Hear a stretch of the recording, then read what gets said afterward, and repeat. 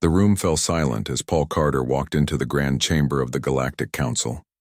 His footsteps echoed against the polished stone floor.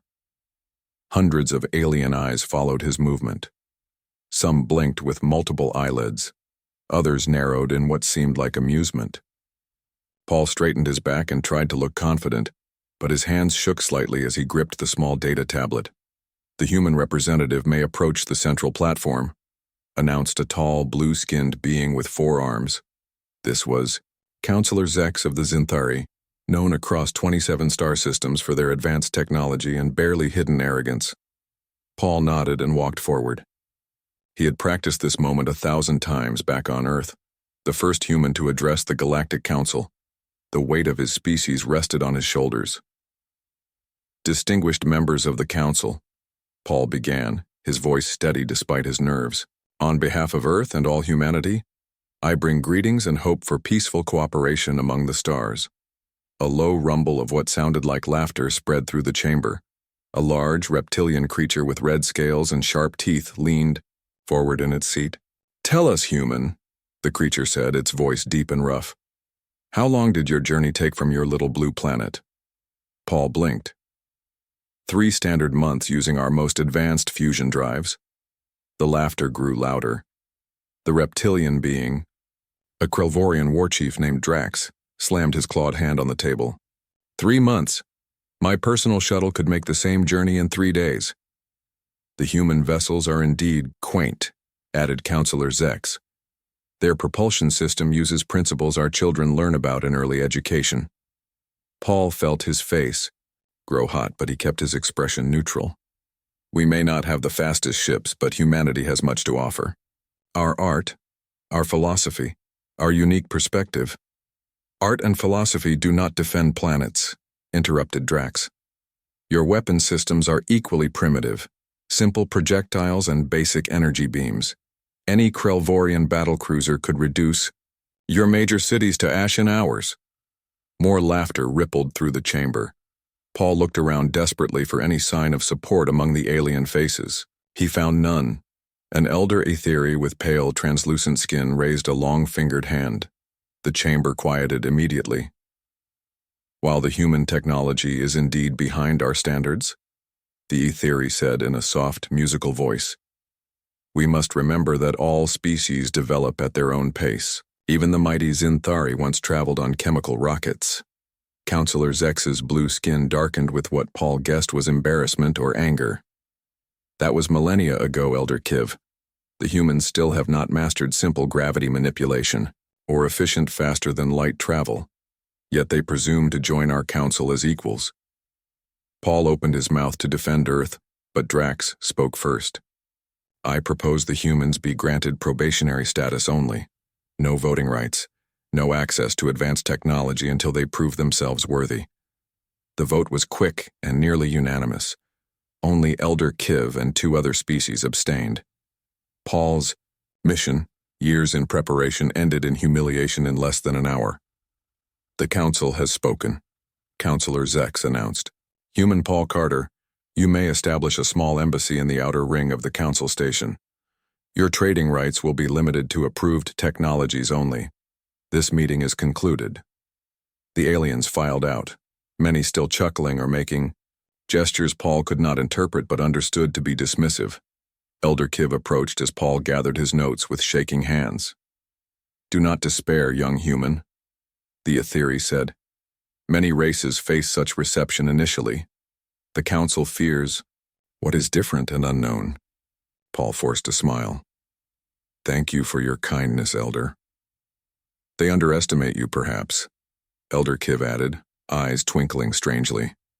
"That can sometimes be advantageous." Before Paul could ask what the elder meant, Kiv glided away, leaving Paul alone in the vast empty chamber. 3 weeks later, Paul's ship approached Earth. His stomach knotted as he prepared to report his failure. The gleaming blue planet grew larger in the view screen.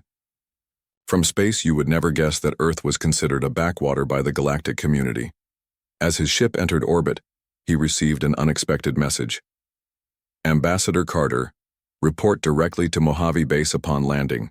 Security clearance. Alpha. Urgent. The small shuttle that met Paul's ship took him not to Washington or the United Nations, but to what appeared to be a simple research station in the Mojave Desert. The building looked ordinary, a few stories of concrete and glass surrounded by security fencing. Nothing special.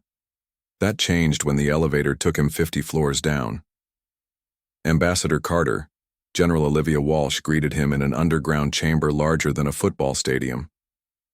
Her uniform was crisp, her gray hair cut short, her eyes sharp. Welcome to the truth. Paul was speechless. The chamber was filled with advanced technology unlike anything he had seen, even at the Galactic Council. Holographic displays showed star systems and ship designs. Technicians worked at stations that seemed to defy Earth's known technological capabilities. I don't understand, Paul finally managed. Of course you don't, said a man approaching from behind a large console. Alan Garcia, NASA director, the public one anyway. He extended his hand, which Paul shook automatically, still in shock. The diplomatic mission was a cover, General Walsh explained.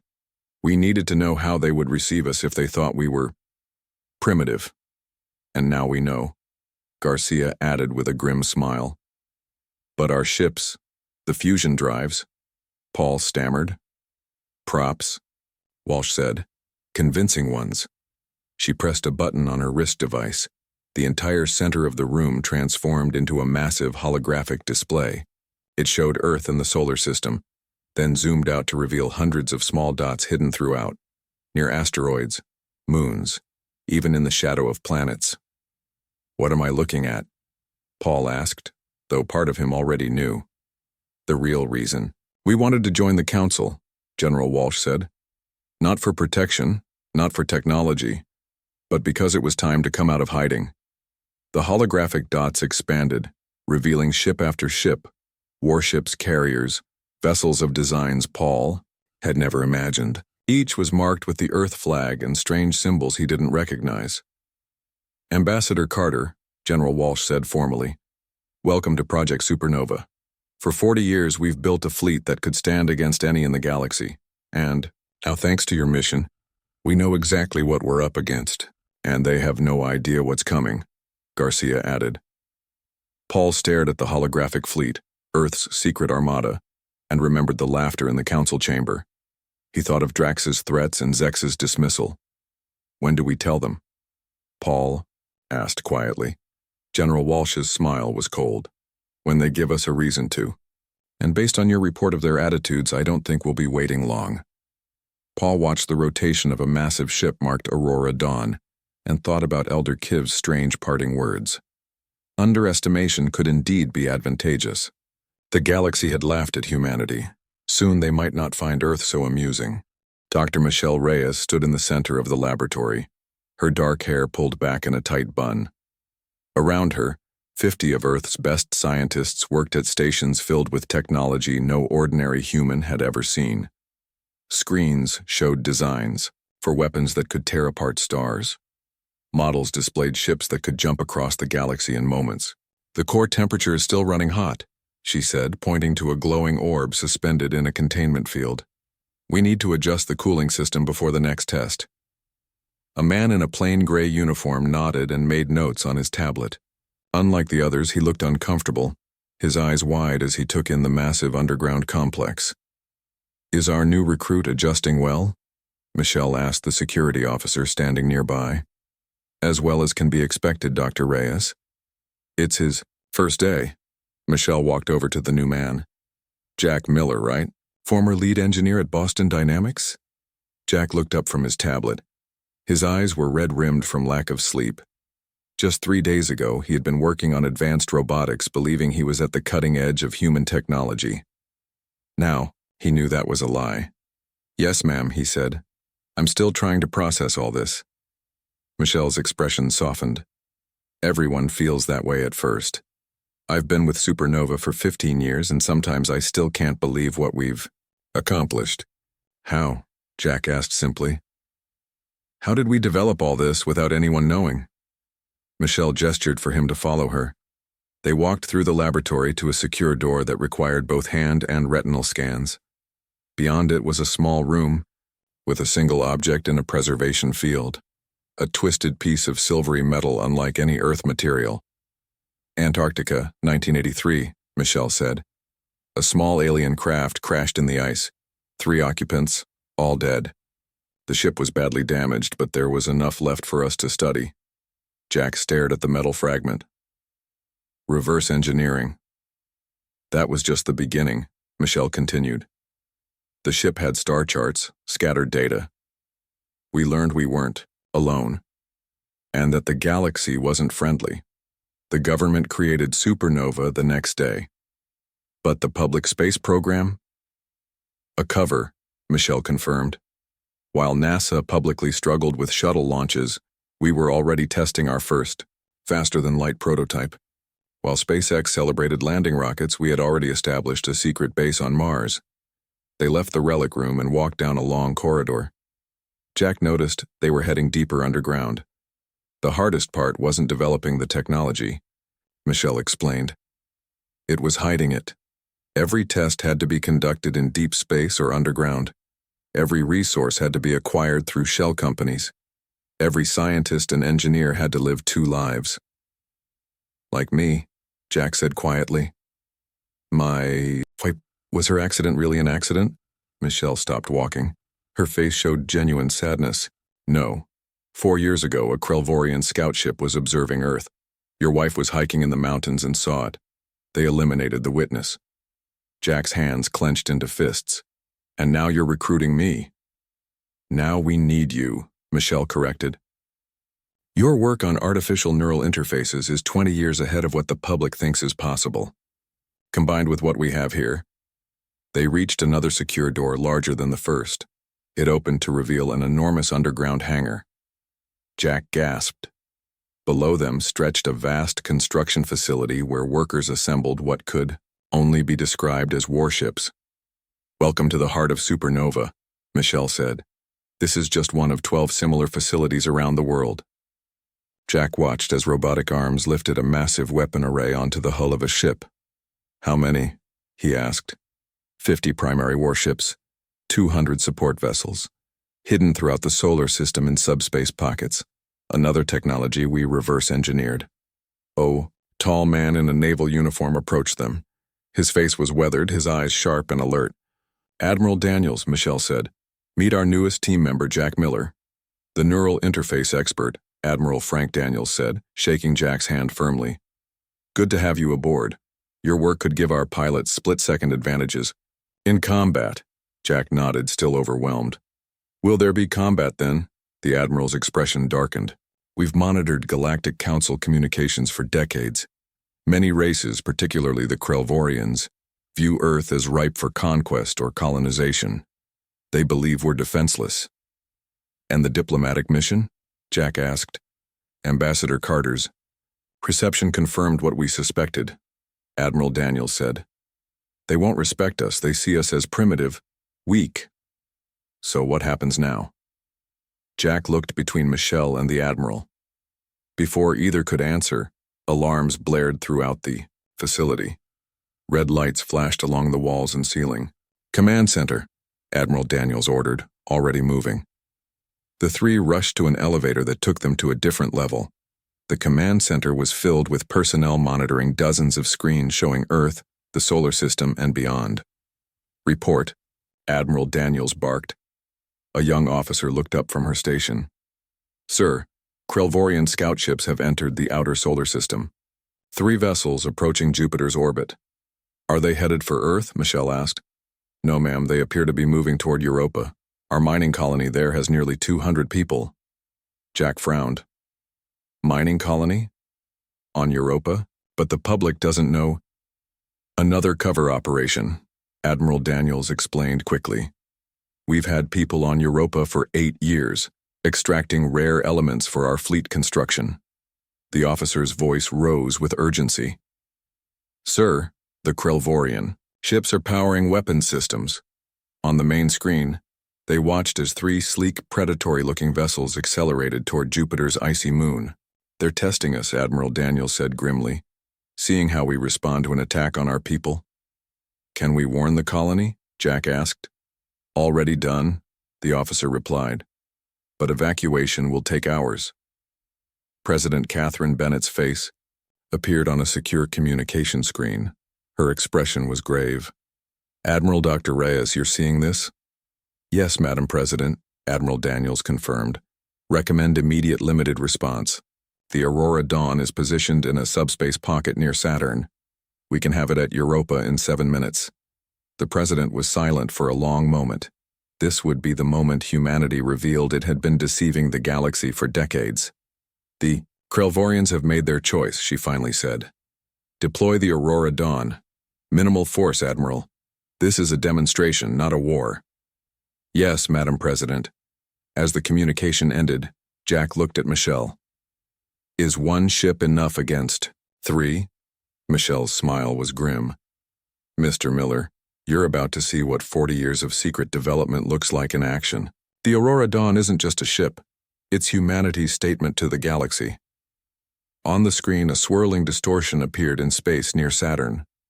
From it emerged a vessel that gleamed like black glass, its hull absorbing rather than reflecting light. It was sleek and deadly, 3 times larger than the Kvorian ships, with weapons ports that glowed with blue energy. Admiral Daniels spoke into his communication device. Captain Lane, you are cleared to engage. Show them exactly who they're dealing with. Jack watched, heart pounding, as humanity's secret fleet prepared to announce itself to an unsuspecting galaxy. The Kvorian ships moved into attack formation above Europa. The Ice Moon's small human colony was visible as a cluster of lights on the dark surface. The largest Kvorian vessel fired a warning shot that struck the ice 2 miles from the main habitat dome. The blast sent a plume of frozen debris into the black sky. This is War Chief Grax of the Kvorian fleet. A harsh voice transmitted on all frequencies. Your presence on this moon is unauthorized by the Galactic Council. You have 1 hour to evacuate before we destroy your settlement. In the Supernova Command Center, Admiral Daniels listened to the message with a cold expression.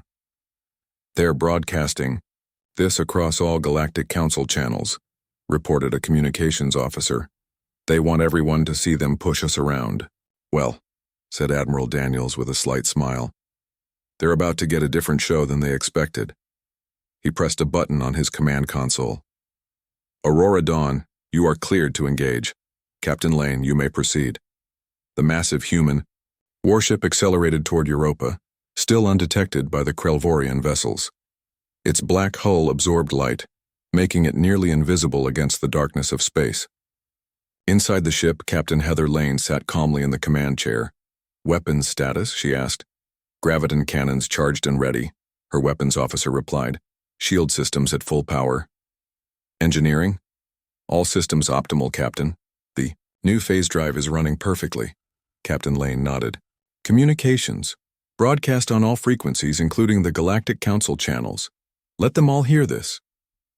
She straightened in her chair as the communications officer signaled she was live. This is Captain Heather Lane of the Earth vessel. Aurora Dawn. Kvorian ships, you are attacking a sovereign human settlement. Power down your weapons and withdraw immediately. On the Kvorian command ship, War Chief Grax laughed as the message came through. A human vessel dares to challenge us? He growled to his bridge crew. Scan for this. Aurora Dawn. His sensor officer worked the controls, then looked up in confusion. Sir, I'm detecting a large vessel approaching from Saturn's orbit, but these readings can't be correct. Explain, Grax demanded. The ship is using technology that should be impossible for humans. It's moving at speeds their fusion drives couldn't achieve, Grax snarled. Show me. The view screen shifted to show a sleek black vessel rapidly approaching. It was 3 times the size of his largest ship, and unlike any human design previously. Observed. Impossible, Grax whispered. Back on the Aurora Dawn, Captain Lane watched as the Kvorian ships turned to face her. They've spotted us, her first officer reported. They're charging weapons. Defensive posture, Lane ordered. Let them fire first. Jack Miller stood in the Supernova Command Center next to Dr. Reyes, watching the confrontation on the main screen. His heart raced as he saw the Kvorian ships fire energy beams at the Aurora Dawn. What happened next made his jaw drop. The energy beams simply bent around the human ship, as if it was surrounded by an invisible bubble. The Aurora Dawn continued. Forward, completely unharmed, gravitational deflection shields, Dr. Reyes explained, noting Jack's shocked expression. They redirect energy around the hull rather than trying to absorb or block it. On the screen, Captain Lane's voice was calm. Kvorian vessels, that was your only warning. Stand down or we will respond with force. The Kvorian ships fired again, this time with all their weapons. The result was the same. Not a single shot touched the Aurora Dawn.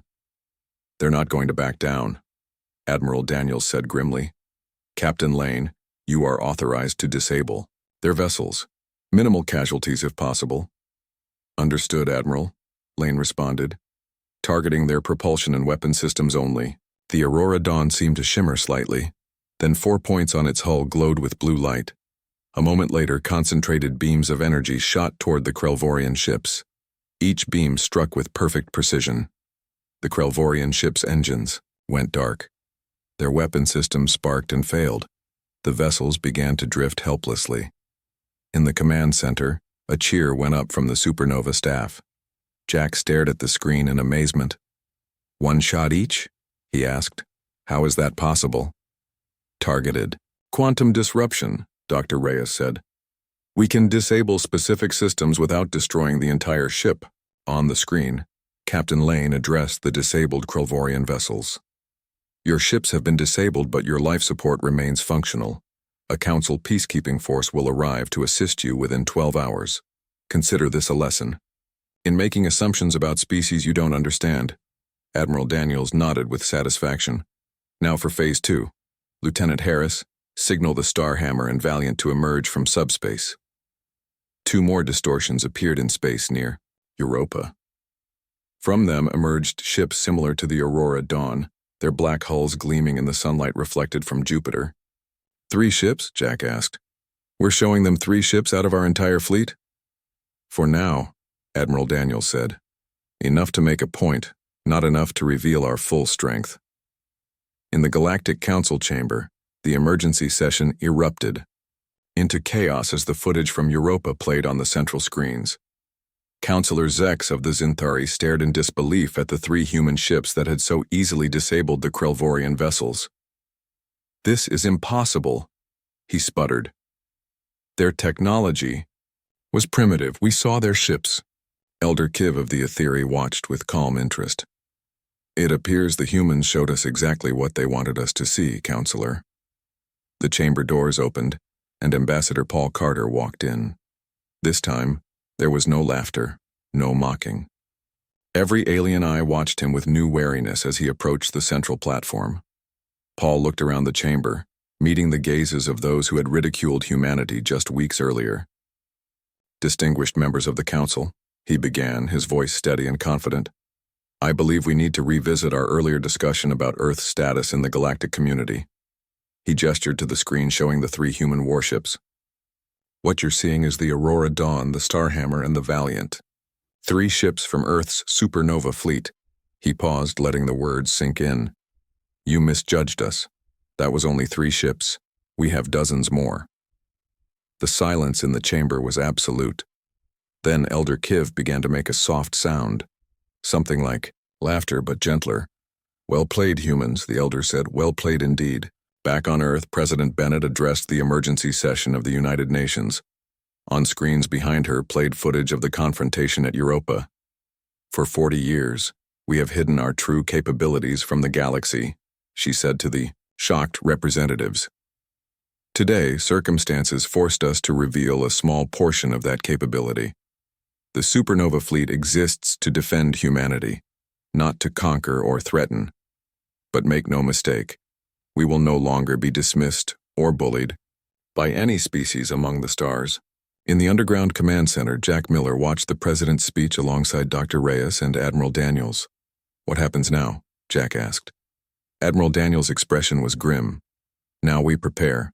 The Kvorians won't take this humiliation lightly, and the rest of the galaxy will be reassessing everything they thought they knew about humans. In other words, Dr. Reyes added, the real test is just beginning. 2 weeks after the Europa incident, A Zenthiari diplomatic vessel entered Earth's orbit. Unlike the usual sleek, aggressive lines of alien ships, this one displayed ornate decorations and ceremonial lighting, a vessel meant for important figures. In the White House Situation Room, President Bennett watched the ship's approach on a large screen. Admiral Daniels, Dr. Reyes, Ambassador Carter, and several cabinet members sat around the table with her. "They're hailing us," said the communications officer.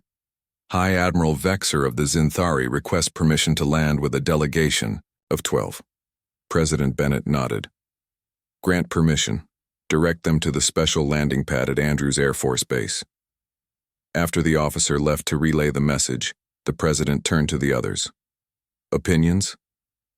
"It's a fact-finding mission," Ambassador Carter said.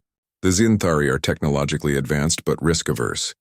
Vexer wants to understand how we hid our capabilities for so long. And to assess our true strength," added Admiral Daniels. "What do we show them?" Dr. Reyes asked. "How much do we reveal?" The president's expression was firm. "Enough to establish respect, not enough to give away all our advantages. They need to understand we're not a threat unless threatened, but also not a resource to be exploited." 3 hours later, High Admiral Vexer stood in an underground level of the Pentagon. His blue skin gleamed under the lights, his forearms held formally at his sides. Behind him stood a group of Zenthiari scientists, their eyes darting eagerly around the room. "High Admiral," President Bennett said, extending her hand in greeting. "Welcome to Earth." Vexer looked at her hand for a moment, then extended his upper right arm to shake it. "President Bennett, I appreciate your willingness to meet on such short notice. Of course, I believe we have much to discuss." Dr. Reyes led the group into a large laboratory where selected pieces of human technology were displayed. Nothing classified, but impressive enough to make a point. "For decades," she explained, "we maintained 2 separate technological tracks. The public one, which advanced at a normal pace, and the Supernova program, which pushed far beyond what anyone thought possible." A Zenthiari scientist stepped forward, his movements jerky with excitement. "But how did you hide the energy signatures? The resource allocation? The testing?" Dr. Reyes smiled slightly. "Careful planning. Energy tests conducted in deep space or shielded underground facilities, resources acquired through thousands of separate channels, and a commitment to secrecy that spanned generations." "But why?" Vexer asked. "Why hide your true capabilities?" Ambassador Carter answered. "History taught us caution. When more advanced civilizations discover less advanced ones on Earth, the results have rarely favored the less advanced. We needed time to prepare, to observe, to understand the galaxy before revealing ourselves." Vexer's upper eyes narrowed. "You deliberately misled the Galactic Council. We showed you what we chose to show you," President Bennett corrected, "as any prudent species would when dealing with unknown powers." The tour continued through selected areas of the facility. The Zenthiari were shown propulsion systems, shield technology, and weapons capabilities that matched or exceeded their own, but nothing that revealed the full extent of human advancement. When they reached a viewing platform overlooking a massive hangar, Vexer gasped audibly. Below them sat the Aurora Dawn, being resupplied after its mission at Europa. Workers swarmed around it like ants, some operating exoskeletons to lift heavy components. "This is just one ship," Admiral Daniels said casually. "One of many." "How many?" Vexer asked. Admiral Daniels simply smiled. Later, in a private meeting room, Vexer faced President Bennett across a polished table. "I will be direct, President Bennett. The Galactic Council is unsettled by these revelations. Some members view your deception as proof that humans cannot be trusted. And others?" the President asked. "Others are impressed. It takes remarkable discipline for an entire planet to maintain such a secret. The Etheri in particular seem almost amused. And the Zenthiari?" Vexor paused. "We are reassessing. The Kvorians, however, are furious. Their war council has been in session since the Europa incident." President Bennett leaned forward. "Let me be very clear, High Admiral. We built the Supernova fleet for defense, not conquest. We have no interest in territory beyond our solar system, or in imposing our will on others. But we will defend ourselves and our interests without hesitation. An admirable stance, Vexer said. But will the Kvorians believe it? While this meeting took place, Lieutenant Samantha Diaz floated in the darkness of space near a small, rocky moon orbiting a gas giant in the Kvorian home system. Her stealth suit absorbed all light and masked her thermal signature. The small ship that had dropped her off was already gone, phased into subspace. Through specialized binoculars, she observed the Kvorian military outpost embedded in the moon's surface. Ships came and went regularly, warships, all of them. She counted 43 in the past 6 hours alone.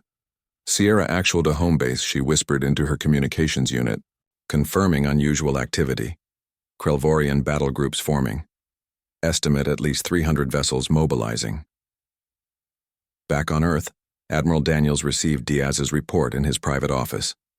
His face grew grim as he read the details. He immediately called Dr. Reyes and Jack Miller to join him. The Kvorians are mobilizing their entire fleet, he told them when they arrived. This goes beyond a simple show of force. They're preparing for war. Jack looked alarmed. Against Earth? After seeing what just 3 of our ships can do? Pride is a powerful motivator, Dr. Reyes said quietly. The Kvorians have built their society on the concept of military supremacy. Our demonstration threatened that core belief. How much time do we have? Jack asked.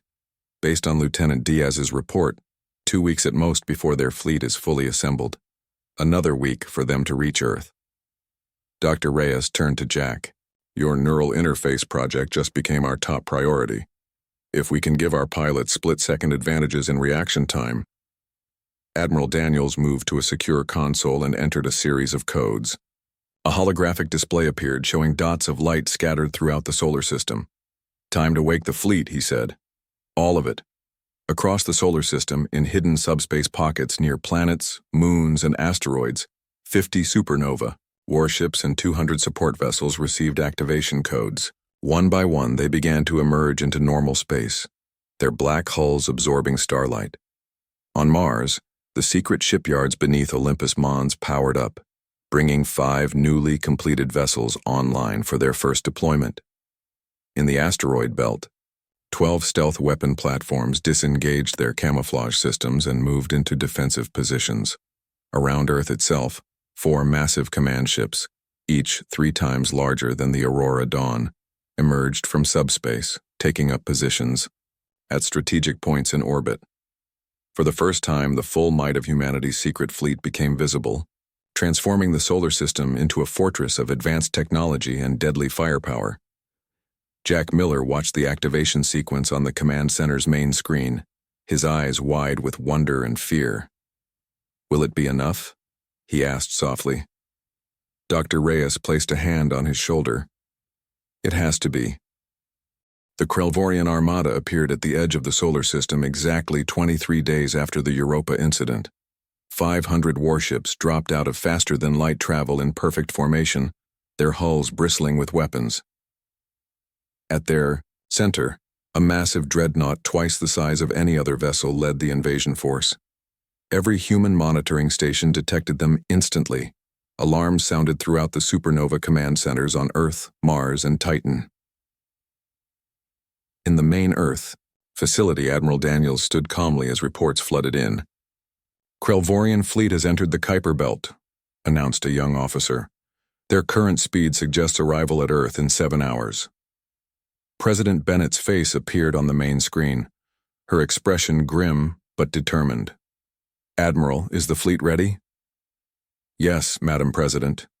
All vessels are in position. Dr. Reyes completed the neural interface upgrade last night. Our pilots are already connected. And our strategy? Admiral Daniels brought up a holographic display of the solar system. We've positioned our forces in 3 defensive layers. The outer layer near Neptune will make first contact. The middle layer at the asteroid belt will engage if needed. The inner layer around Earth, Mars, and Venus will be our final stand. The President nodded. Casualties. Projections? Admiral Daniels hesitated. If we execute perfectly, minimal on both sides. If not. He didn't finish the sentence. Very well. You have full tactical authority, Admiral. Remember our directive. Defend, don't annihilate. We want peace after this, not vengeance. Understood, Madam President. As the communication ended, Jack Miller entered the command center. The neural interface he had helped design was a small device attached to his temple. Similar devices were now being used by every Supernova fleet pilot. Will it work? Admiral Daniels asked him. The tests were successful, Jack replied. Reaction times improved by 37%. Mental communication between pilots is near instantaneous. Good. We'll need every advantage. On the command ship Defender, Captain Heather Lane prepared her fleet for the coming battle. 20 warships surrounded her vessel, all linked through the new neural interface system. She could feel the other captain's thoughts, not words but impressions, instincts, reactions. Kvorian fleet approaching Neptune, her sensor officer reported. They're not slowing down. All ships, combat ready, Lane ordered. Remember, your training. We've prepared for this day for 40 years. The Kvorian fleet surged forward, expecting to encounter Earth's defenses near Mars or the inner planets. They were not prepared for what awaited them at Neptune. As they passed the blue gas giant, space itself seemed to ripple. 21 black human vessels appeared, emerging from subspace pockets where they had been hiding. On the Kvorian dreadnought, Supreme War Chief Krax stared at his view screen in shock.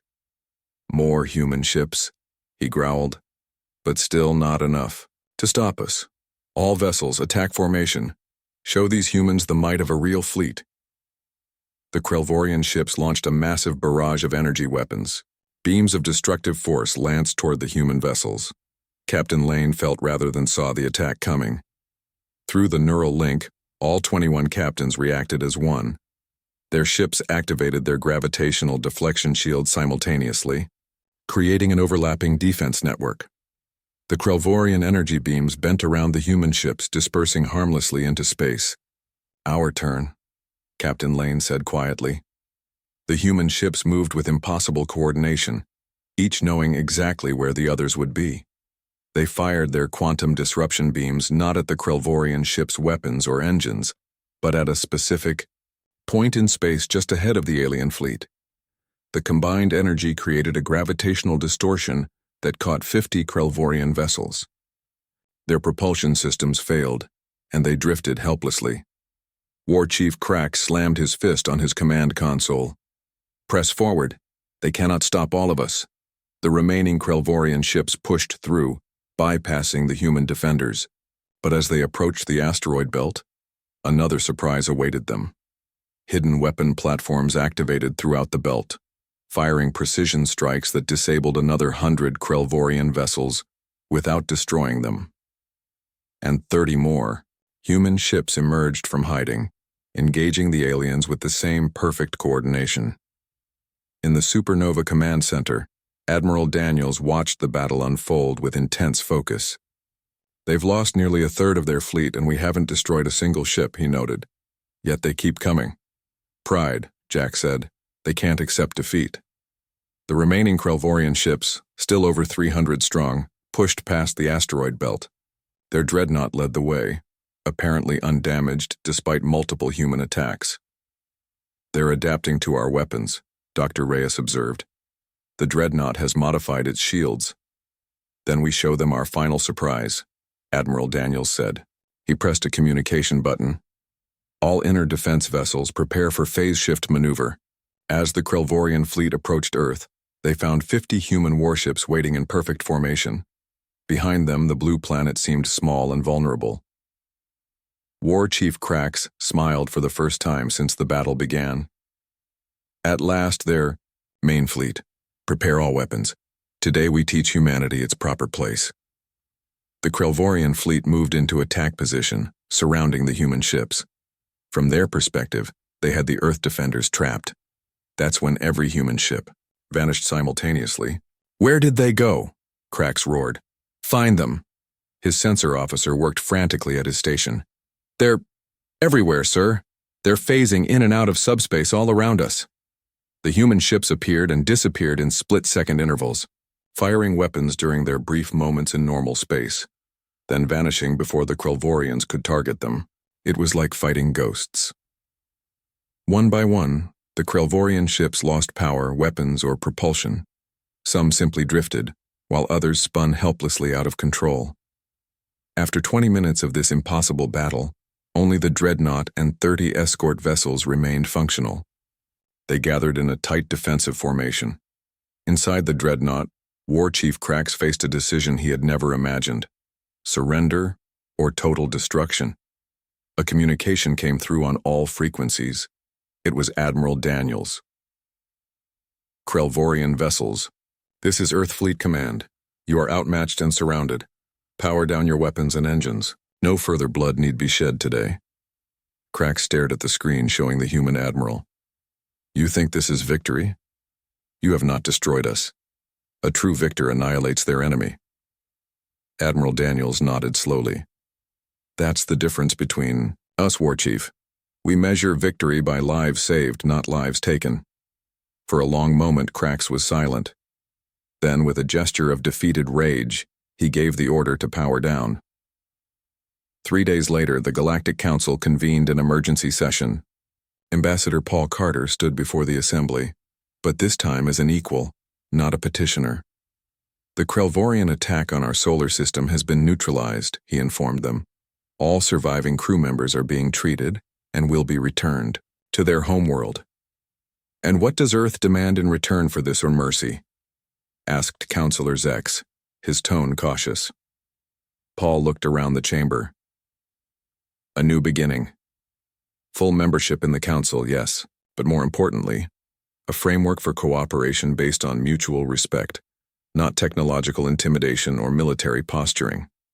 Elder Kiv of the Zenthiari rose slowly from his seat. I believe we would be wise to accept this proposal. The humans have shown not only that they possess great power, but that they understand something even more important: how to use that power with restraint. The vote was unanimous.